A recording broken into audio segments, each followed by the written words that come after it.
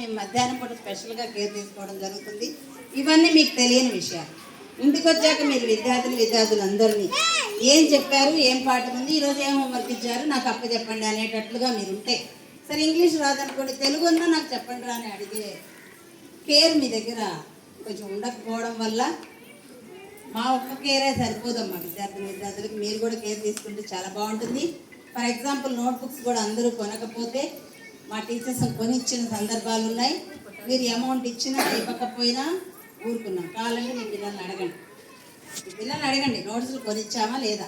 Actual government నుంచి notebooks రాలా. మాకేంటంటే విద్యార్థుల మీద శ్రద్ధ ఉంటుంది. ఈ పని అక్కడ జరగదు.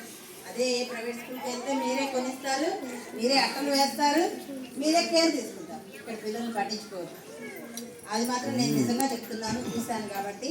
నా క్లాస్ పిల్లలకు కూడా నేను కొనిచ్చాను. అవునమ్మా, బాగా కేర్ తీసుకుంటాం. పిల్లలకు కూడా మోరల్ వాల్యూస్ తెలుస్తాయి.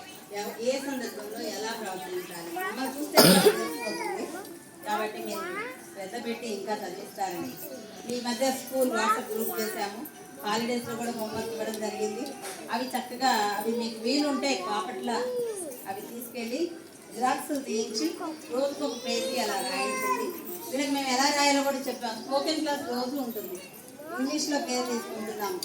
గేమ్స్, కోలాటాలు సబ్జెక్ట్ పరంగా మీకు తెలుసో లేదు ఏంటంటే eating food is called digestion అనుకుంటూ ఇంగ్లీష్ని సరదాగా పాడుకుంటూ వీళ్ళు కోలాటం వేసిన సందర్భం కూడా అంత శ్రద్ధ చూపిస్తున్నాం మేము పిల్లల మీద. అవునా?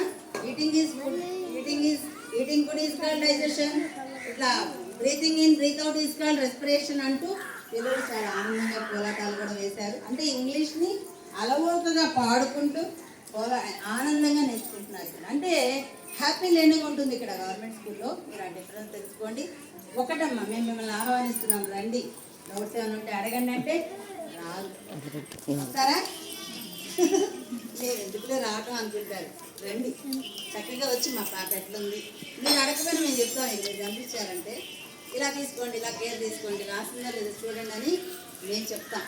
కాబట్టి మీరు అప్పుడప్పుడు వచ్చి అట్లీస్ట్ నెలకు ఒక్కసారైనా వచ్చినా మీ పాప స్టాండర్డ్ ఇలా ఉంది, బాబు స్టాండర్డ్ ఇలా ఉంది, ఈ సబ్జెక్ట్లో ఇలా ఉన్నాడు చెప్తాము. మీరు అడగకపోయినా మేము చెప్తాము.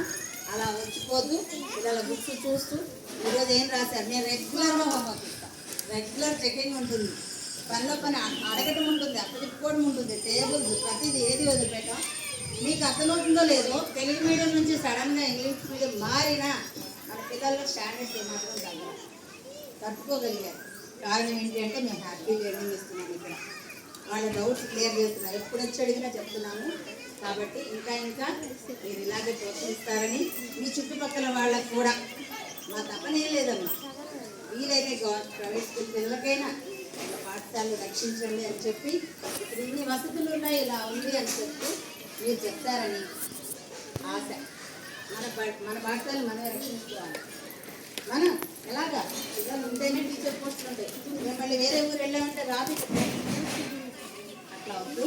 ఇక్కడ మనందరం జాగ్రత్త పడదాం. ఓకేనా? ఏదైనా ఉంటే సలహా చెప్పండి. మేడం ఇలా ఉంది, ఇక్కడ రాలేదు ఈ పరిస్థితి, మా అబ్బాయి ఏదైనా మాట్లాడుతున్నాడు చెప్పండి. మాకు వచ్చి చెప్పాలి, సలహాలు కూడా చెప్పాలి, స్వీకరిస్తాం.